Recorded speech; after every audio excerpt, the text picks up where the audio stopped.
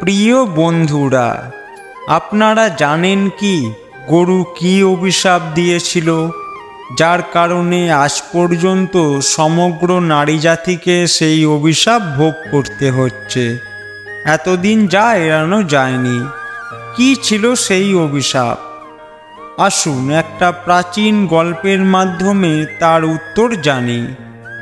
এক সময়ের কথা, ভগবান শ্রীকৃষ্ণ রাজসিংহাসনে বসেছিলেন। তখন নারদ মুনি তার কাছে আসেন এবং বলেন, হে প্রভু, আজ আমি মৃত্যুলোকের মানুষের মাঝে ঘুরে বেড়াচ্ছিলাম।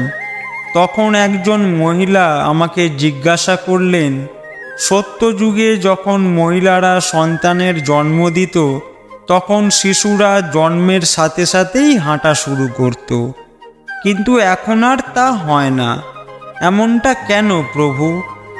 এই প্রশ্নের উত্তর আমার জানা ছিল না, সেজন্যই আপনার কাছে এসেছি। দয়া করে এই প্রশ্নের উত্তর বলুন। তখন শ্রীকৃষ্ণ বলেন, আপনার এই প্রশ্ন সমগ্র মানবজাতির জন্য খুবই গুরুত্বপূর্ণ। আপনি এই প্রশ্নের উত্তর জানতে চাইছেন, তাই আপনাকে একটা গল্প বলি। এই গল্পের মাধ্যমে আপনি জানতে পারবেন কেন মহিলাদের সন্তান জন্মের সাথে সাথে হাঁটতে পারে না।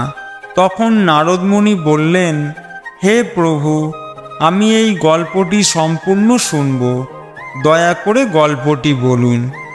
প্রিয় বন্ধুরা, আপনিও যদি জানতে চান এই প্রশ্নের উত্তর কি, তাহলে ভিডিওটি শেষ পর্যন্ত দেখুন এবং ভিডিওতে একটি লাইক দিন। ভগবান শ্রীকৃষ্ণ বলেন, এক শহরে রামু নামে একটি লোক বাস করত। রামু ছিলেন স্বার্থপর মানুষ। রামুর একটা গাভী ছিল, সে দুধ দিত। রামু সেই গাভীকে বেশি করে সবুজ চারণ খাওয়াতো, দুধ দহন করত এবং সেই দুধ রামু নিজেও খেতেন এবং তার পরিবারের সদস্যদেরও খাওয়াতো এবং বিক্রিও করত। শুধু গরুর দুধ দিয়ে রামু তার সংসার চালাতো। এভাবেই কাটছিল রামুর সময়।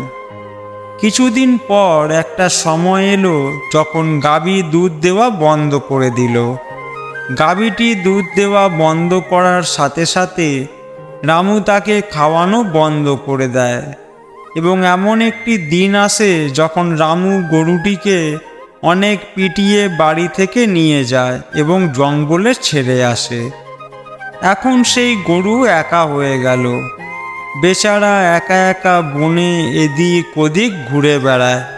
এভাবে ঘুরতে ঘুরতে একদিন সে পৌঁছে যায় জঙ্গলে একটি মন্দিরের কাছে এবং সে ঈশ্বরের কাছে প্রার্থনা করে বলে, হে ভগবান, আমি আপনার কাছে মিনতি করি, আপনি আমাদেরকে গরুর জন্ম দিয়ে কেন এমন অন্যায় করেছেন?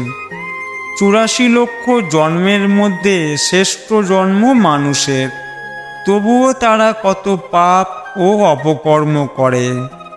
যতক্ষণ আমি দুধ দিতে থাকলাম ততক্ষণ ওই ব্যক্তি আমাকে তার বাড়িতে রাখলো এবং সবুজ চারণ খাওয়ালো। আমি দুধ দেওয়া বন্ধ করার সাথে সাথেই তিনি আমাকে চারণ দেওয়া বন্ধ করলো।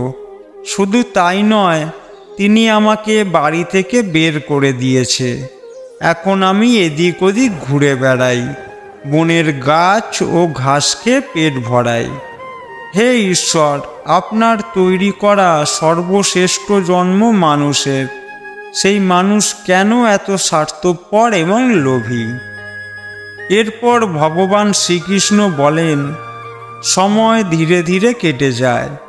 বেচারা গরু এদিক ওদিক ঘুরতে ঘুরতে একদিন রামুর দরজায় আসে।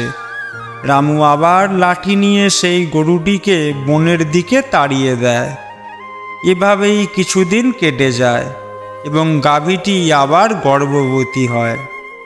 যখন 3-4 মাসের গর্ভবতী হয়, তখন সেই জঙ্গলের মধ্যে দিয়ে যাচ্ছিলেন এক মহিলা সেই গাভীটিকে দেখে মনে মনে ভাবল, এই গাভীটি গর্ভবতী।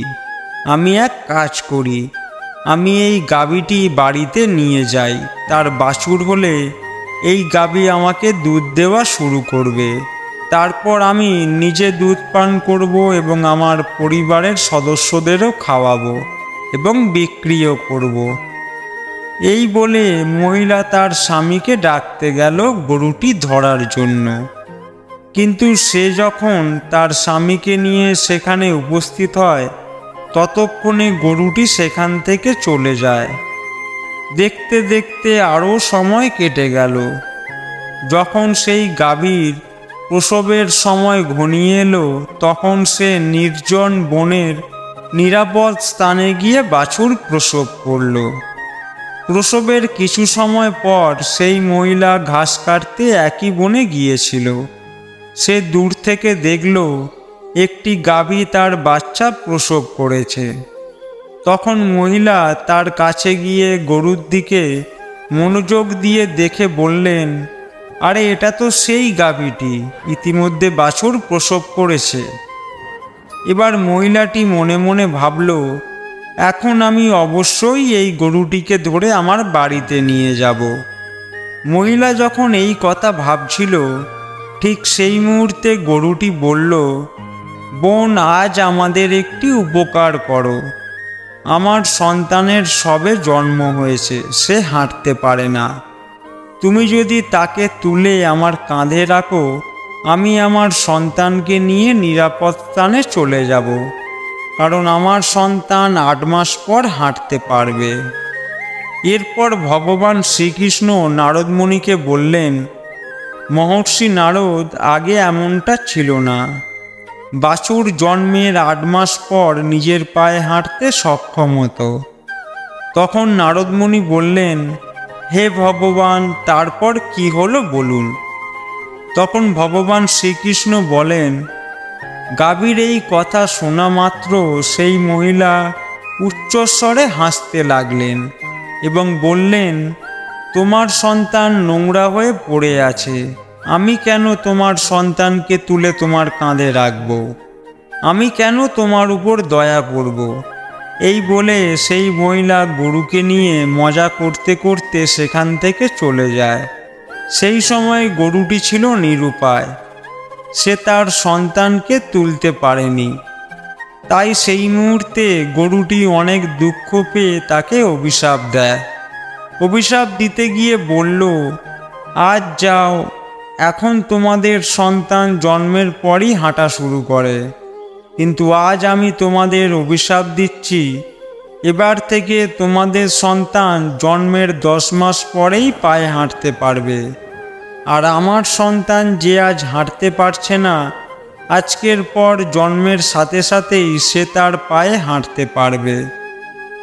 এরপর ভগবান শ্রীকৃষ্ণ বলেন, হে নারদ মুনি, গরুর এই অভিশাপের কারণে আজ মহিলাদের সন্তান জন্মের সাথে সাথে তাদের পায়ে হাঁটতে পারে না। সত্যযুগে শুকদেব জন্মের পরপরই নিজের পায়ে হাঁটা শুরু করেছিলেন, আর বেদব্যাসও জন্মের পরপরই নিজের পায়ে হাঁটা শুরু করেছিল। এটা ছিল সত্যযুগের কথা, কিন্তু কলিযুগে তা হয় না। কলিযুগে জন্মের পর শিশু নিজের পায়ে হাঁটতে কমপক্ষে 9 থেকে 10 মাস সময় লাগে। এর কারণ হলো গরু সমগ্র স্ত্রী জাতিকে অভিশাপ দিয়েছিল। সেই দিন থেকে সমস্ত মহিলার সন্তান জন্মের সাথে সাথে হাঁটতে পারার প্রক্রিয়া থেমে যায়। গরুর অভিশাপের কারণেই শিশু জন্মের 9 থেকে 10 মাস পরই পায়ে দাঁড়াতে সক্ষম হয় এবং বাছুর একই দিন থেকে নিজের পায়ে হাঁটতে সক্ষম হয়। তাই কারোর আত্মাকে কষ্ট দেওয়া উচিত নয়। এটাই সনাতন ধর্মের সবচেয়ে বড় ধর্ম। বন্ধুরা, অন্যের দুঃখে দুঃখী হওয়া এবং অন্যের আশীর্বাদ অর্জন করাই সবচেয়ে বড় ধর্ম। তাই আমাদের উচিত অসহায় পশু পাখিদের সাহায্য করা। গরুর অভিশাপের কারণেই যত পশু পাখি আছে তাদের সন্তান জন্মের পরপরই হাঁটা শুরু করে, কিন্তু এর ফলে নারীর শিশুদের উপর এমন বিরূপ প্রভাব পড়ে যে জন্মের পরে নারীর সন্তানরা হাঁটতে পারে না। একজন নারীর ভুলের কারণে সমগ্র নারী জাতি এখনও সেই অভিশাপের ফল ভোগ করছে। বন্ধুরা, এই তথ্যটি আপনাদের কেমন লেগেছে তা কমেন্টে জানান। তার সাথে কমেন্টে লিখুন জয় শ্রীকৃষ্ণ। এছাড়াও আপনি যদি আমাদের চ্যানেলে নতুন হন তবে অবশ্যই চ্যানেলটি সাবস্ক্রাইব করুন এবং যদি সম্ভব হয় দয়া করে এই ভিডিওটি যতটা সম্ভব বেশি মানুষের কাছে শেয়ার করুন। ভিডিও দেখার জন্য অসংখ্য ধন্যবাদ।